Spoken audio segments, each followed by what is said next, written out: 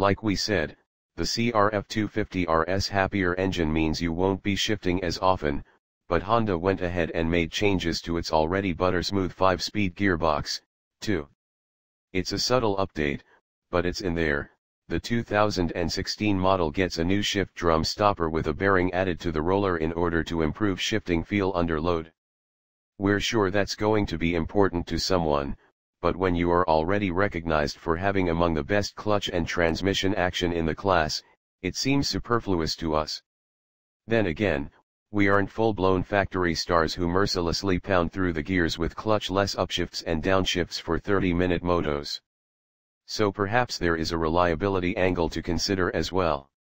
Honda really dialed in the CRF250R when it redesigned the bike 2 years ago.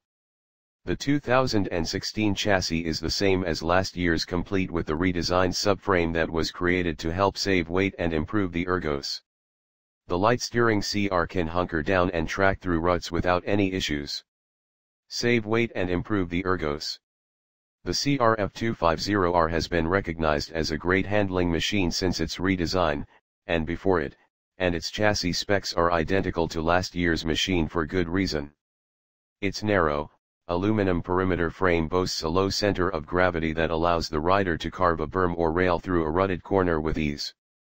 Honda has stayed with the same 58.6-inch wheelbase, 27 degrees of rake and 4.6 inches of trail since the redesign. As the combination yields a machine that steers precisely and with minimal effort, the forte of the design. To aid high-speed stability, the CRF250R's also equipped with a Honda Progressive Steering Damper, HPSD. The compact mechanical unit is attached to the lower triple clamp, and it can be adjusted to increase resistance to steering deflection as needed. Even so, now that the CRF250R is a little faster than before, Abatoy noticed a tendency for our test machine to twitch in the ruts during high-speed braking.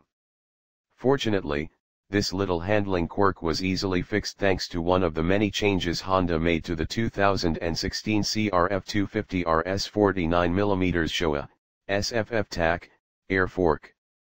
The latest version still boasts the same 12.2 inches of travel as before, but the outer legs are now 5mm longer, like the 2016 CRF450R's fork legs.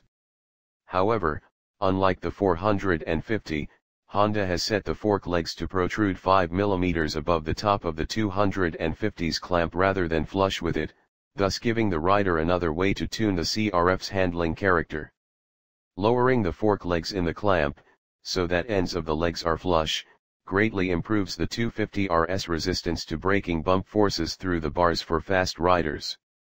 For most riders who might be seeking a little more stability, we would recommend starting with a 2.5mm change in the same direction to see if it gets the job done for you without noticeably affecting the Honda's amazingly light steering effort.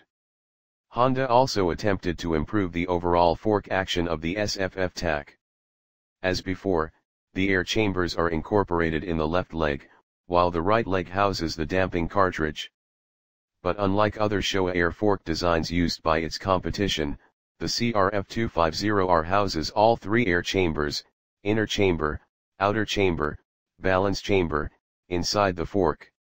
Same as the factory Showa fork, to reduce the chance of impact damage to an external balance chamber.